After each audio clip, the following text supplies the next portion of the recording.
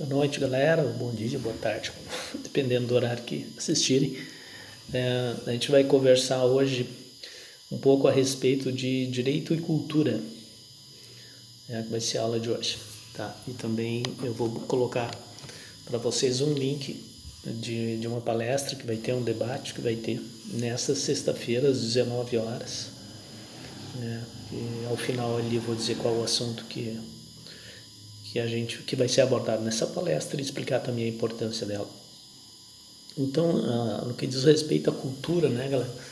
A gente já viu em aula lá a questão do conceito que se tem da cultura, né? Quando a gente estudou ali a questão das escolas, né, evolucionismo, difusionismo, funcionalismo, enfim, aquelas escolas que a gente estudou e que através dos estudos ao longo do tempo foi se estabelecendo conceitos do que seja cultura, né? Então, no decorrer da história, esse conceito de cultura ele foi modificando com o tempo.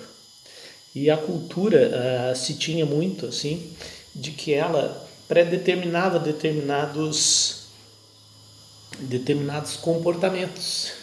E muitas vezes esse termo cultura é usado, na verdade, de forma distorcida, inclusive para justificar algumas situações de um comportamento autoritário, como no regime militar brasileiro, ou qualquer regime militar, também práticas racistas, etc.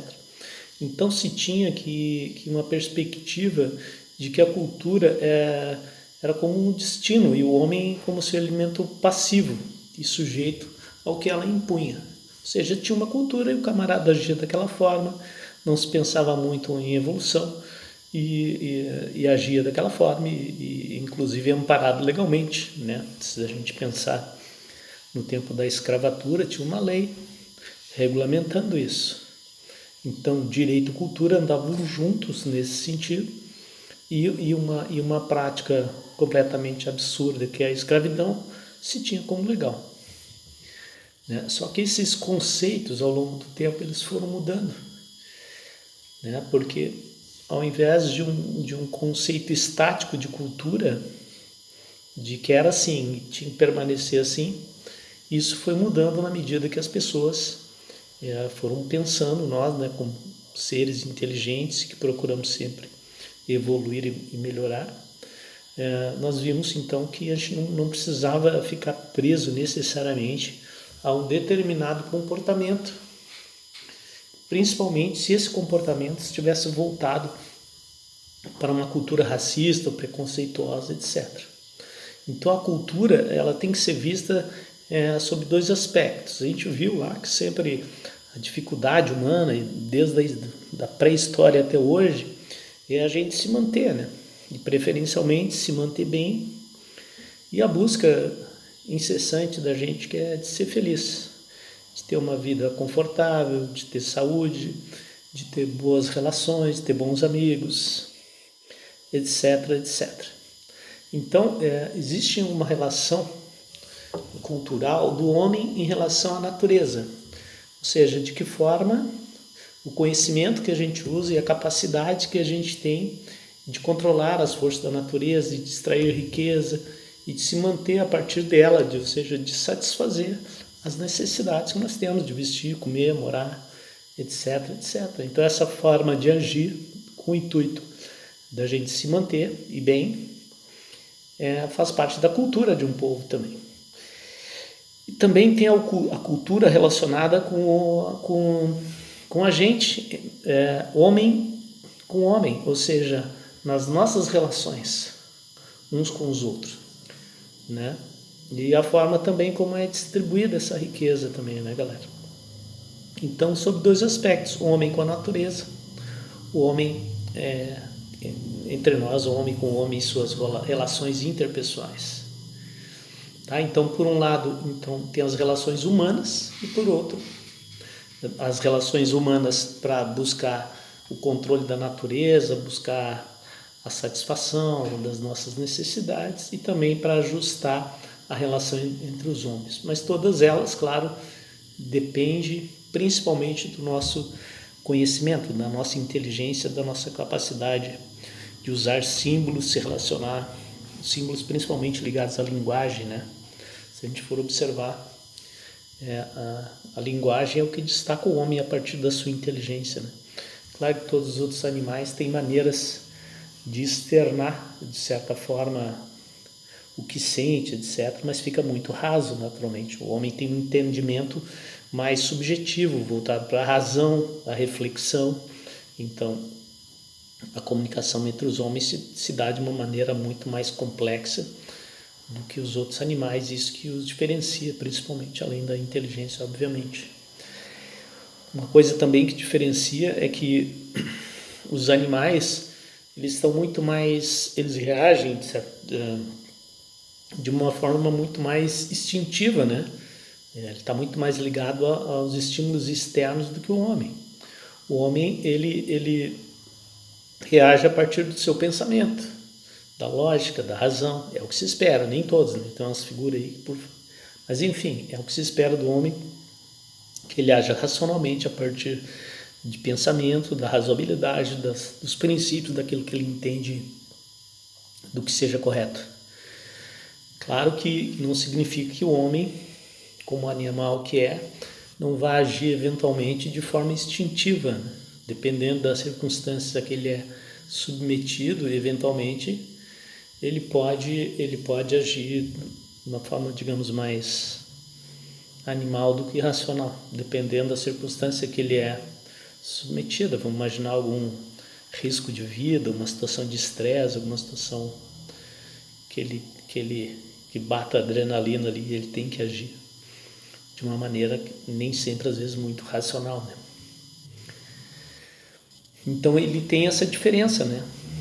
Ele tem uma reflexão antes de agir. O animal age de forma instintiva, é o que nos diferencia, e também a questão do simbolismo que a gente usa e a linguagem muito mais complexa e que permite a gente compartilhar a nossa cultura com outras pessoas, com outras sociedades, diferentemente dos animais. Então, o homem ele conseguiu, muito mais do que os outros animais, criar um processo de interação no seu mundo biológico, com si mesmo, e de uma maneira simbólica, como eu havia falado para vocês. Então, enquanto os animais eles conseguem se comunicar, demonstrar emoção e tal, mas ele fica muito no raso, né, galera? Quem tem a habilidade de desenvolver essa linguagem abstrata, subjetiva e com fundamento na razão, ou seja, no pensamento, na lógica, é o ser humano. Uma outra característica também do homem é a capacidade dele aprender outras culturas, né? Então, e também a gente pensa assim, o ser humano, ele não nasceu com cultura, né, galera? Ele vai aprendendo isso com o decorrer do tempo, com o convívio social, com as pessoas com quem ele se relaciona. Então, essa questão de como ele é influenciado pelo meio, da maneira como ele vai agir, a forma que ele vai se comportar em determinadas situações, em determinadas sociedades, é da nossa capacidade de aprender essas culturas, né? A gente viu lá, bem no início das aulas, ali falando da questão de que o homem antes vivia em grupo, e ele vivia da caça, da pesca, etc. Então se formava um determinado comportamento que foi modificando com o decorrer do tempo, em relação da maneira como ele tirava o seu sustento, a maneira como ele começou a viver, principalmente ali quando ele começou a cultivar e também domesticar animais, de como houve essa mudança no seu comportamento e, portanto, na cultura também, ou seja, mudou a forma como ele se relacionava em relação à natureza e tirava o seu sustento, e também a mudança cultural, porque a partir de então não mais viviam em pequenos grupos, sim em cidades, e portanto essa mudança comportamental ficou bem significativa nesse período. Então, se a gente pensar assim, que o ser humano ele necessariamente vive em sociedade, porque a menos que o camarada, como aqueles meninos lobos, né, que se perdem na floresta e ficam morando sozinhos, diz a lenda que existem, né, que ele não aprende linguagem, não aprende cultura, ele não aprende direito, porque ele está sozinho, somente com animais. Mas o homem é um ser social. Então, se a gente pensar assim, mas cultura e direito, né? Quem é que deu origem? A cultura deu origem ao direito, o direito dá origem à cultura. Como é que funciona isso? A gente conversou lá, desde as primeiras aulas, da questão do homem viver em sociedade e ter um determinado comportamento. E que uma sociedade exige que tu haja de determinada forma, que tenha um comando, que tenham regras, porque senão a vida se transformaria num caos. Então, por mais rudimentar que fossem as regras, também era direito, também era uma forma de regulamentar a vida social. Então, se pressupõe, que o direito e cultura, primeiro, ele tem que ser, no mínimo, bilateral ou multilateral, porque tem que estar dentro de uma sociedade entre várias pessoas, ou no mínimo entre duas pessoas, porque o direito e cultura de um elemento sozinho, simplesmente, ele não existe.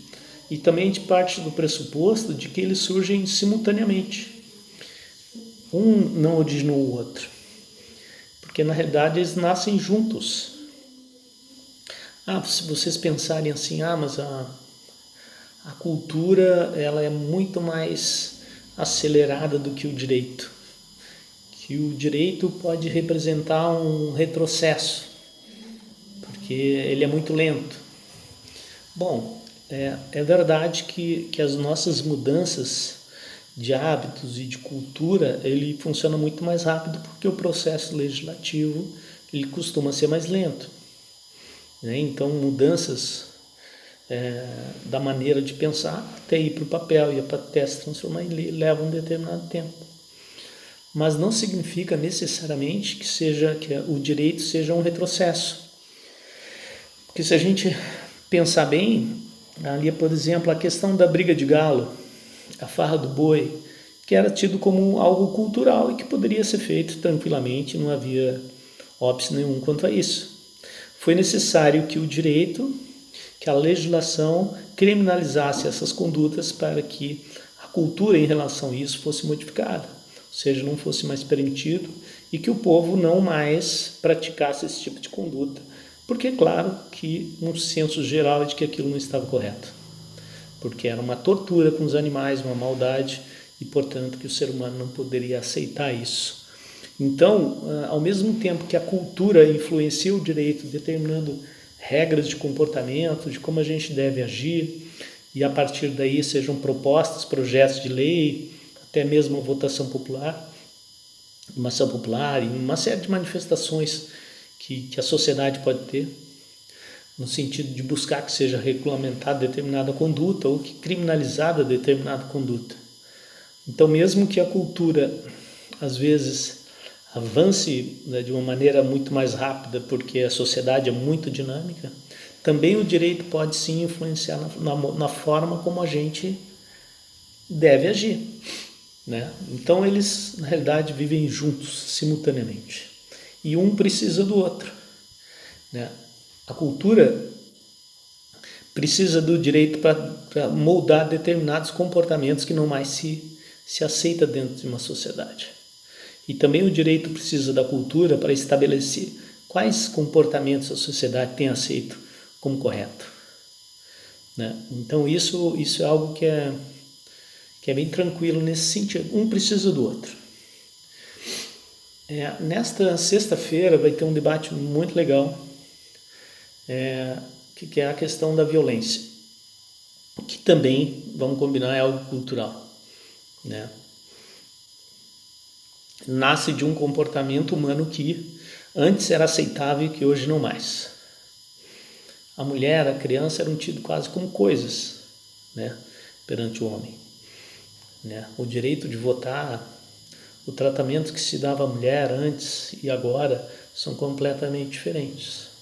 Mas tem gente que parece que não entendeu isso ainda. Então, a importância desse debate é porque essa violência não atinge somente a mulher, mas atinge também a família como um todo. principalmente as crianças, porque são mais vulneráveis. Ou seja, vocês imaginem uma criança submetida a essa violência de ver os pais se degladiarem, das agressões físicas e morais de um para o outro, e nesse aspecto muito mais o homem contra a mulher, em que pese existirem também violência da mulher contra o homem, inclusive violência física da mulher contra o homem, mas que sim, na grande maioria do homem contra a mulher, até mesmo em razão da questão da força física, né, e da cultura machista impregnada nos homens. Então esse debate vai ser sobre direitos humanos e a violência contra a mulher na pandemia. Vai ser ministrado ali pela doutora Ivana Bataclin, no dia 5 de junho às 19 horas. E é uma palestra muito interessante. Eu vou ler um trechinho ali do que diz o folder. Então, um segundinho. Que destaca algumas situações aqui que dizem respeito à cultura e à violência contra a mulher, que elas estão muito ligadas. Que diz o seguinte: a Luísa Barros, doutora em Sociologia: não é a violência que cria a cultura, mas é a cultura que define o que é violência. Ela é que vai aceitar violências em maior ou menor grau, a depender do ponto em que nós estejamos enquanto sociedade humana, do ponto de compreensão do que seja prática violenta ou não. Ou seja, afinal de contas, é aceitável que se tenha esse tipo de atitude, e o que a gente faz para poder combater isso? Né? Se tem que ali a subsecretária das Nações Unidas disse o seguinte também: inaceitável que 1 em cada 3 mulheres no mundo sofra violência em algum desses momentos de vida, de suas vidas.